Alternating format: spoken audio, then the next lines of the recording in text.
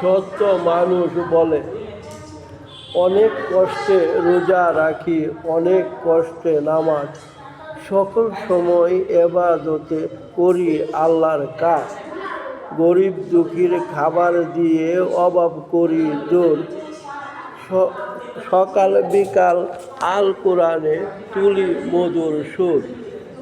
শুকরিয়া নাজ নিয়ামত সবই আল্লাহর দান, আপন মনে পরিশ্রমে বাড়াই বিদ্যা জ্ঞান।